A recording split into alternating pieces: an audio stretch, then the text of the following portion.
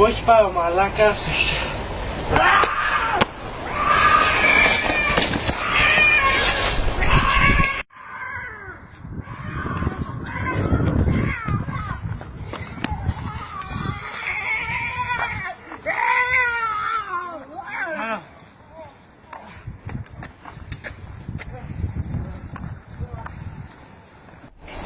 Δεν τον έχει πιάσει αυτό. Πρέπει να το δει γιατρός.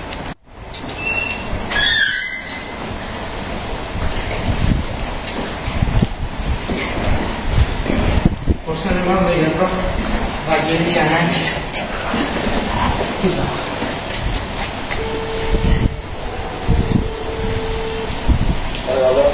Έλα γιατρέ, για τον ασθενή που σου λέγαμε. Ωραία, τούτο κάτω.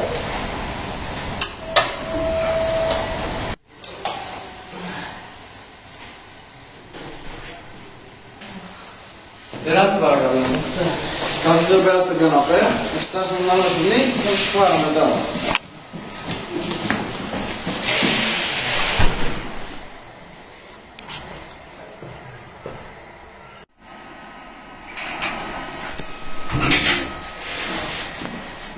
Γιατί δεν σας χρωστάω. Τίποτα μέχρι στιγμής. Θα ξανάρθει σε 2 εβδομάδες να δούμε πώς πηγαίνει. Πάρτε και αυτά τα χάπια και πιστεύω σε 1 εβδομάδα στην περιδίκη. Ευχαριστώ πολύ. Παρακαλώ. Καλά απόγευμα. Φέρτε να τον εξτάσω. Ποδά.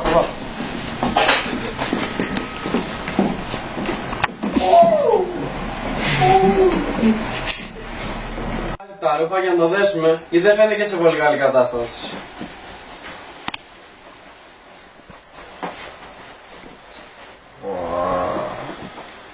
Ελάτε, βγάλετε για την μπλούζα.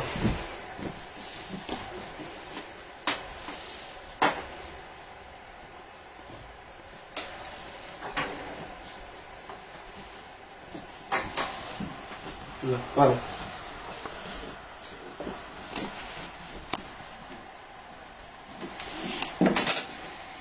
Ωραία, τώρα μισό λεπτό να τον εξετάσω. Λοιπόν, θα παίρνεις βαθιές ανάσες και θα πνέεις τον αέρα από το στόμα.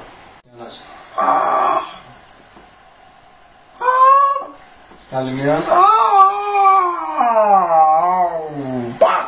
Λοιπόν, ακούστε, νομίζω ότι είναι αρκετά σοβαρή κατάσταση του, αλλά εγώ δεν μπορώ να κάνω κάτι. Πιθανόν να πρέπει να το δει παπάς. Παπάς.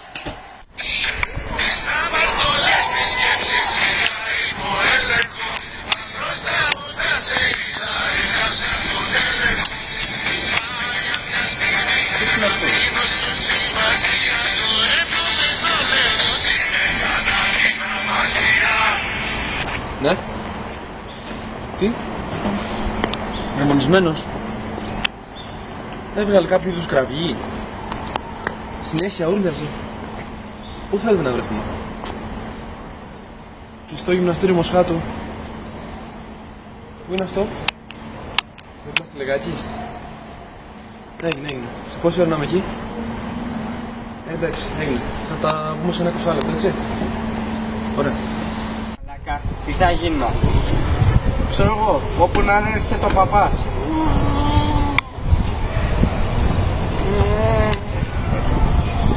Έκανα μου.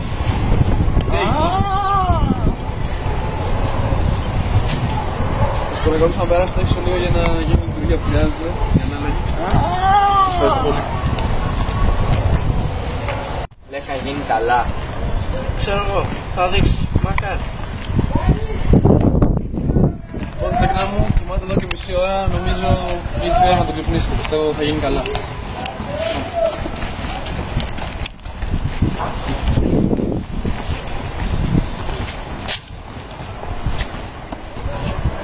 Μαλάκε.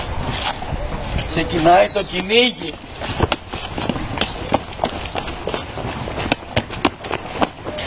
Μαλάκες, περιμένετε!